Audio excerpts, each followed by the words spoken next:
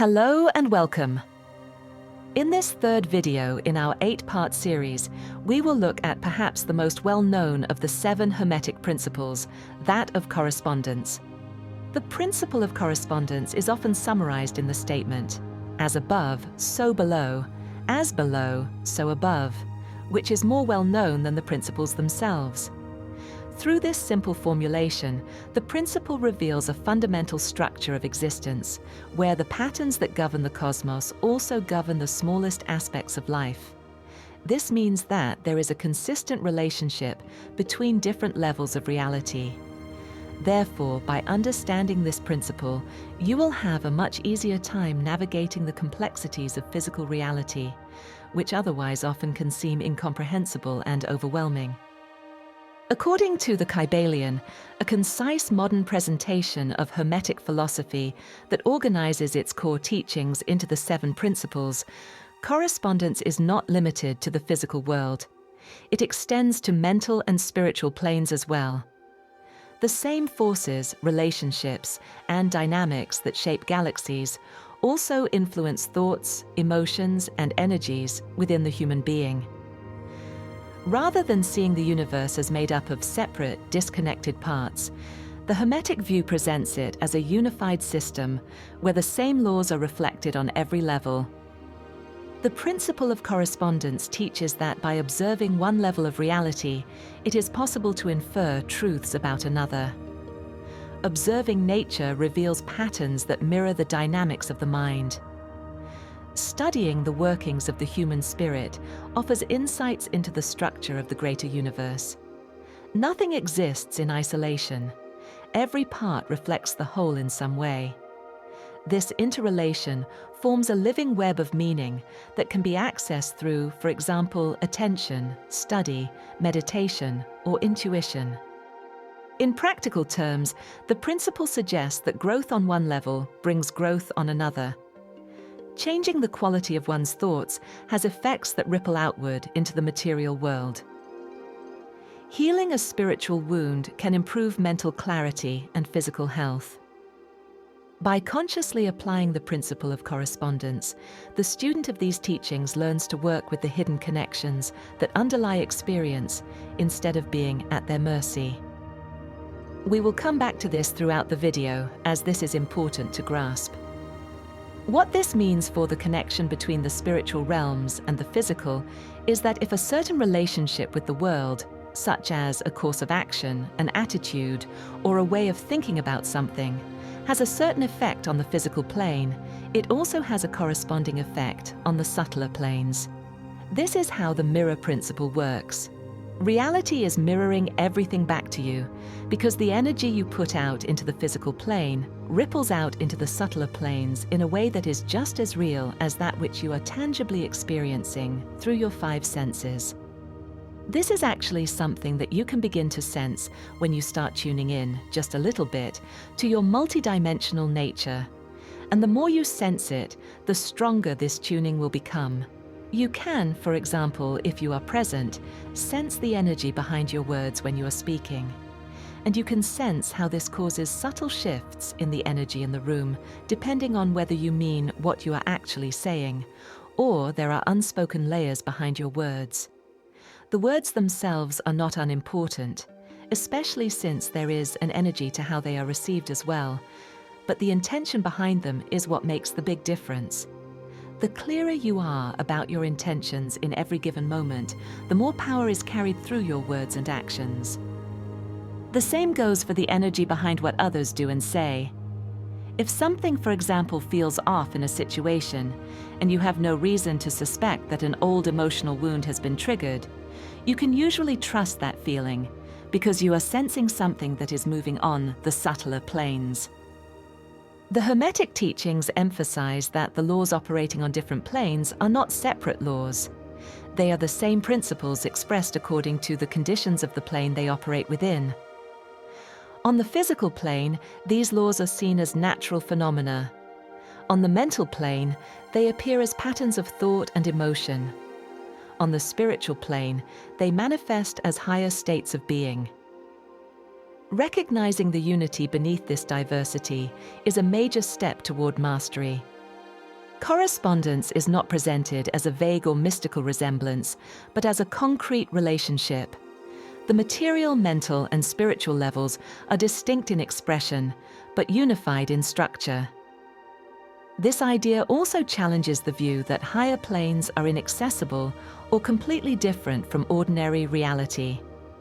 Instead, it teaches that by understanding the lower, the higher can be glimpsed, and by aspiring toward the higher, the lower can be elevated. It's important to realize thoroughly what this means. Fundamentally, all is one. And just because you are zoomed in on the physical plane, it doesn't mean that it is more real than any of the other planes. This cannot remain just an intellectual understanding. It has to be integrated and become part of your lived experience. The usefulness of this principle becomes clear when considering the process of self-development. A person seeking to improve spiritually may observe how natural cycles unfold in the seasons, in the growth of plants, or in the rhythms of the body. These cycles mirror stages of inner transformation. Just as the seed grows into a tree, the spark of understanding within the mind can grow into full wisdom if nurtured properly. Recognizing these patterns allows the seeker to work in harmony with universal forces rather than against them. In other words, by understanding how nature operates, you can understand how you operate. When this understanding fully blooms, you will step into a completely new relationship with your environment, one where your interactions with the physical world become alive and every experience is filled with meaning and communication. This is also the realm in which the true shaman lives. Another application of the principle lies in the understanding of cause and effect. The visible effects in the physical world often have causes rooted in the mental or spiritual realms.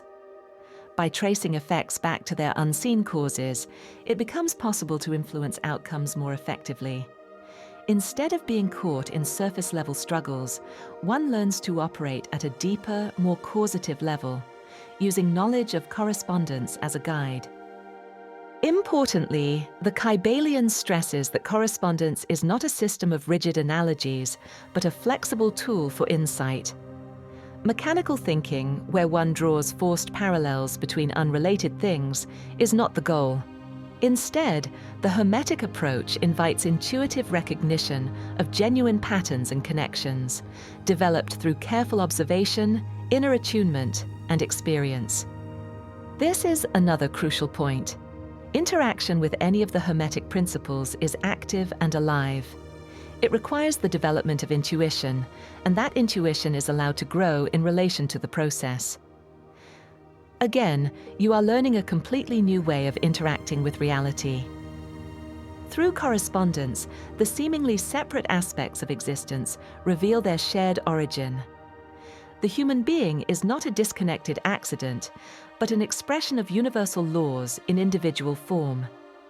Human thoughts, emotions, and aspirations are not isolated phenomena, but reflections of larger cosmic dynamics. Likewise, the universe is not an external machine, but a living expression of mind, energy, and intelligence. This view has important consequences for how life is approached.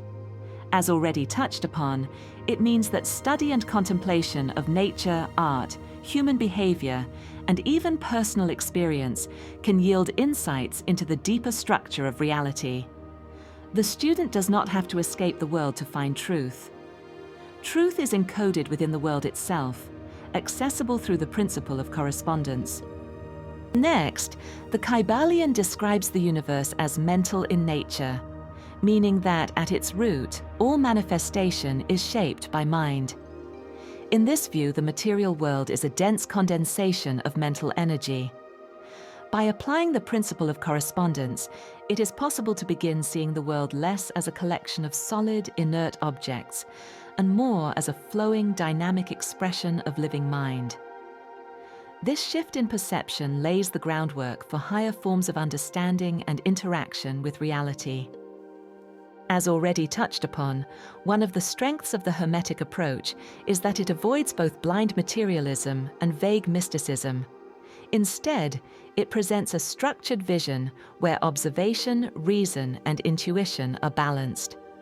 The principle of correspondence bridges the seen and the unseen, providing a practical method for exploring realms that are otherwise difficult to access. For example, when faced with confusion or disorder in life, or even a disordered, cluttered home environment, one might reflect on how disorder on the surface often reflects deeper disharmony in thought or intention. This is a very important example, so let's repeat it. When faced with confusion or disorder in life, or even a disordered, cluttered home environment, one might reflect on how disorder on the surface often reflects deeper disharmony in thought or intention. Why is this such a potent example? Because we are usually not as aware of our inner lives as we imagine. So, if things are chaotic on the outside, it can serve as a healthy reminder to shift our focus toward the inside. Are we, for example, finding chaotic random thoughts that are allowed to skip freely from one subject to another on their own, often depending on our emotional state, while we are not really aware of what is going on in there? How are these thoughts affecting our behavior? By applying the principle, one understands that changing external circumstances requires inner change. In the same way that a tree's visible health depends on the unseen condition of its roots, a person's outer life mirrors the condition of their inner world.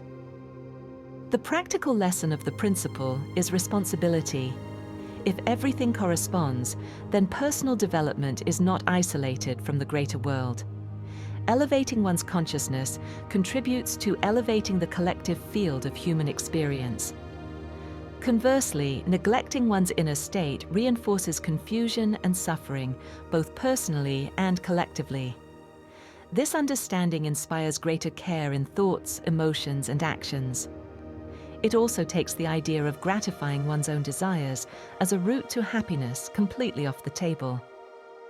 The principle of correspondence emphasizes responsibility. It is also about personal empowerment and agency. If the microcosm reflects the macrocosm, and if the human mind is made in the image of universal mind, then the potential for growth and realization is vast.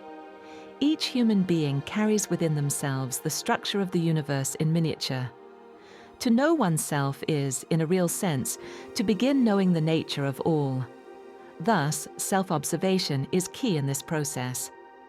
By understanding how you function and what parts of your being can reasonably be assumed to apply to all people, you can understand how the universe works. In summary, the principle of correspondence, as taught in the Kybalion, offers a key to understanding the unity of all levels of existence.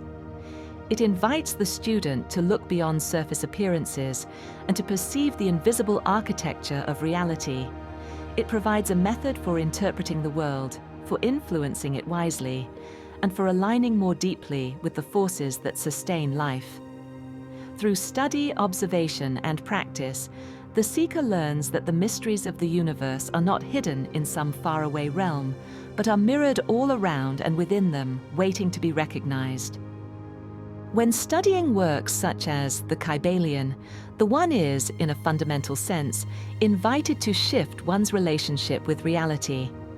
Instead of having opinions about how things should be and trying to force one's will on reality, one is instead trying to understand the laws of reality and adapt oneself to them, to reach one's goals through flow rather than force. The world will always try to pull you in all kinds of directions, and you are now invited to rise above all of this and adopt a higher perspective on life than the one that is generally offered. The Kybalion encourages not just theoretical understanding, but practical use of the principles. Learning about correspondence without integrating it into one's thinking and living is like possessing a map, but never setting out on the journey. Awareness must be joined with will, reflection with action. This active use of correspondence enables a shift from passively experiencing life to participating consciously in its unfolding. It transforms philosophy from an intellectual exercise into a living art. Every situation, every relationship, every challenge becomes an opportunity to read the hidden connections between planes and to adjust oneself accordingly. As this ability grows, the student becomes more attuned to the rhythms and harmonies of life. They cease to struggle against the current and instead learn to navigate it skillfully. Life becomes less of a random series of events and more of a meaningful, interconnected unfolding. The sense of separation from others, from nature, and from the greater whole diminishes. In its place arises a quiet confidence and a deeper sense of belonging to the order of things. Finally, in this video, we talk a lot about self-observation for good reason. By observing how you think, feel, act, and speak, you do not just understand yourself, but you gain a deeper understanding of the human condition in general, and thus of the one consciousness that you and everyone else are reflections of. We have a video on self-observation as taught within the Fourth Way system, which can be seen on the end screen right now, together with the first 2 videos on the 7 Hermetic Principles. You are invited to check it out. You've now reached the end of the video. Remember to like and subscribe. Thank you for your time.